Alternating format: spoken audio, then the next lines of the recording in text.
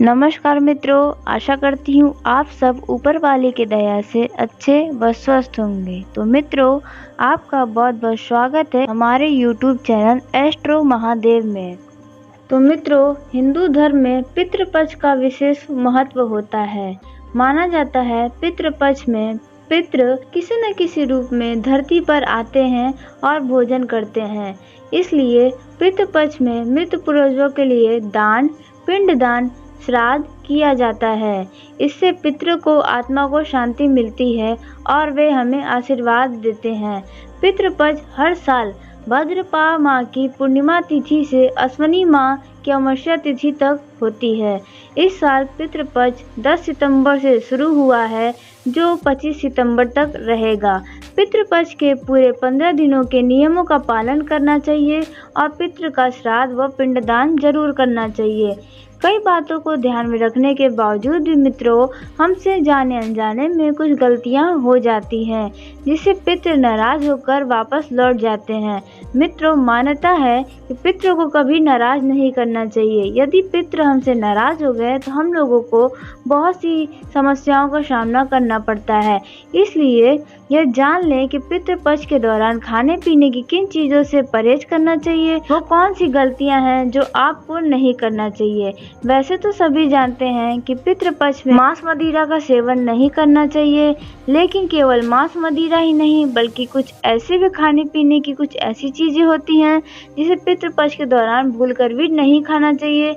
कुछ ऐसे भी कार्य होते हैं जो जाने अनजाने में हम लोग कर बैठते हैं, लेकिन वो कार्य पितृपक्ष में नहीं करने चाहिए। तो इस वीडियो में आपको संपूर्ण जानकारी प्राप्त होगी। मित्रों, कच्चे अनाज का प्रयोग नहीं करना चाहिए। श्राद्ध क्रम या पितृपक्ष में कच्चे अनाज जैसे कि आटा, चावल, दाल, गेहूं आदि को किसी भी रूप में कच्चे इस्तेमाल नहीं करना चाहिए। आप इसे पका कर खा सकते हैं, लेकिन इन अनाजों को ना ही खुद कच्चा खाएं और ना ही श्राद्ध के दौरान प्रयोग करें। मित्रों, कुछ दाल भी ऐसी होती हैं जिन्हें पितृपक्ष में नहीं खाना चाहिए। मित्रों, पितृपक्ष में चने की दाल, मसूर की दाल खाना वर्जित माना जाता है। मसूर की दाल को श्राद्ध कर्म के दौरान भूलकर भी शामिल नहीं करना चाहिए।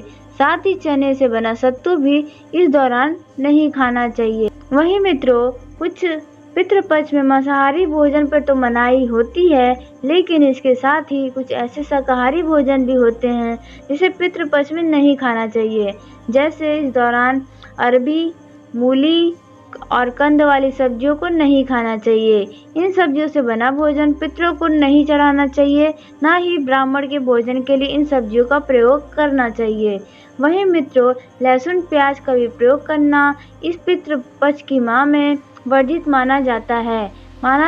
पितृपक्ष में आप लहसुन प्याज का प्रयोग पूरे 15 दिन ना करें तो आपके लिए बेहतर होगा। मित्रों, गृह कलेश न करें। जी हाँ, पितृपक्ष के दौरान आपको गृह कलेश नहीं करना चाहिए। घर में सुख शांति खुशनुमा माहौल बनाकर रखना चाहिए। वहीं मित्रों, स्त्रियों का अपमान नहीं करना चाहिए। पितृपक्ष ही नहीं मित्रों, किसी भी समय, किसी भी वक्त, किसी भी स्त्री या किसी अन्य पुरुष का कभी भी मजाक नहीं बनाना चाहिए। वहीं मित्रों, तामसिक भोजन पितृपक्ष में शराब पीना, चरखा, मांसाहार, पान, बैगन, प्याज, लहसुन, बासी भोजन, सफ़ेद तिल, मूली, लौकी, काला नमक, सत्तू, मसूर की दाल, सरसों का साग, चना, ये सारी चीज़ें वर्जित माना गया है। इस दौरान श्राद्ध में इसका कोई भी प्रयोग नहीं करना चाहिए। यदि आप ऐसा करते हैं तो पितृ आपसे नाराज हो जाते हैं। श्राद्ध के दौरान मांगलिक कार्य करना, झूठ बोलना और ब्याज का धंधा करने वाले लोगों से पितृ नाराज हो जाते हैं। वहीं मित्रों, जो व्यक्ति नास्तिक है और धर्म एवं साधुओं का अपमान करता है, मजाक उड़ाता है, उनके पितृ उनसे नाराज हो जाते हैं। मित्रों, प्रातः काल और रात्रि में श्राद्ध करने से पितृ नाराज हो जाते हैं। जी हाँ, कभी भी रात में श्राद्ध न करें, क्योंकि रात्रि राक्षसी का समय होता है। दोनों संध्याओं के समय भी श्राद्ध कम नहीं करना चाहिए। श्राद्ध के लिए सबसे श्रेष्ठ समय होता है दोपहर का, जो होता है कुपुत काल और रोहिणी काल। मित्रों, कुपुत काल में किए गए दान का अच्छा फल मिलता है। मित्रों, ये पितृपक्ष पिता का श्राद्ध पुत्र करता है। पुत्र के न होने पर पुत्र की पत्नी को श्राद्ध करना चाहिए। पत्नी न होने पर सगा भाई श्राद्ध कर सकता है। एक से ज्यादा पुत्र होने पर बड़े पुत्र को श्राद्ध करना चाहिए। उक्त नियम से श्राद्ध नहीं करने पर पितृ नाराज हो जाते हैं। कई घरों में बड़ा पुत्र है फिर भी छोटा पुत्र श्राद्ध करता है। छोटा पुत्र यदि अलग रह रहा है तब चाहिए सभी लोग को एक साथ एक जगह पर एकत्रित होकर श्राद्ध करना चाहिए। मित्रों, घर की चौखट पर आए किसी भी अतिथि का अपमान नहीं करना चाहिए। चाहे अतिथि में वो आपका गाय हो, कुत्ते हो, कौवे हो, भिखारी या अन्य किसी को भी भूखा नहीं लौटाना चाहिए, क्योंकि मान्यता है कि पृथ्वी पर पितृ हमारे किसी भी रूप में आते हैं। इसलिए किसी भी अतिथियों का आदर से सत्कार करें। भूल कर भी किसी का अपमान न करें व भूलवश किसी को भी भूखा न लौटाएं। उन्हें हर हाल में आप कुछ न कुछ खिलाकर ही भेजें। मित्रों, श्राद्ध पक्ष में शैम्पू, साबुन या किसी भी प्रकार का तेल का उपयोग नहीं करना चाहिए, क्योंकि पितृपक्ष शोक का समय माना जाता है। पितृपक्ष के दौरान नए वस्त्र भी नहीं खरीदना चाहिए, ना ही पहनना चाहिए। इससे पितृ दोष लगता है। मित्रों, श्राद्ध कर्म के दौरान काले तिल का उपयोग किया जाता है। इस दौरान भूलकर भी आपको लाल एवं सफेद तिल का प्रयोग नहीं करना चाहिए। श्राद्ध पक्ष में लोहे से बने बर्तन का उपयोग नहीं करना चाहिए। स्टील भी लोहा ही माना जाता है। इस दौरान यदि आपसे हो सके तो पीतल के बर्तन में भोजन करें और तांबे के बर्तन में पानी पिएं। मित्रों, श्राद्ध पक्ष में दूसरों के घर का बना खाना नहीं खाना चाहिए। जी हाँ, उस भोजन का अधिकार काग, गाय, श्रावण, पीपल देव और ब्राह्मण के लिए वो भोजन रहता है। इसलिए मित्रों, आपको दूसरे के घर पर न जाकर भोजन करना चाहिए, ना ही उसका भोजन आपको खाना चाहिए।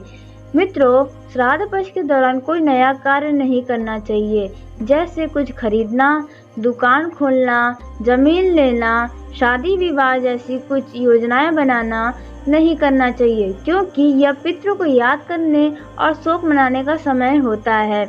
मित्रों, पितरों को अर्पित करने से पहले भोजन को तो चखना बिल्कुल भी नहीं चाहिए और ना ही खाना चाहिए। पितृपक्ष के दौरान इत्र का प्रयोग या किसी भी तरह के सौंदर्य साधन का उपयोग आपको करने से बचना चाहिए। श्राद्ध पक्ष में ब्रह्मचार्य का पालन किया जाता है, इसलिए भूलकर भी किसी भी स्त्री संग प्रसंग न करें।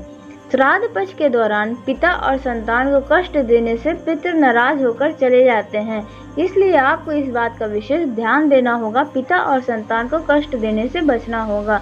वैसे भी चतुर्मास में यात्रा करना वर्जित माना जाता है, इसलिए श्राद्ध पक्ष में यदि जरूरी नहीं हो तो आपको यात्रा नहीं करना चाहिए। श्राद्ध पक्ष में आपको यात्रा करने से बचना चाहिए। मित्रों, आज के इस वीडियो में बस इतना ही। वीडियो पसंद आई हो तो वीडियो को लाइक और ऐसे ही जानकारी प्राप्त करने के लिए चैनल को सब्सक्राइब जरूर करें। तो मित्रों, मिलते हैं आपसे एक नए वीडियो में। धन्यवाद।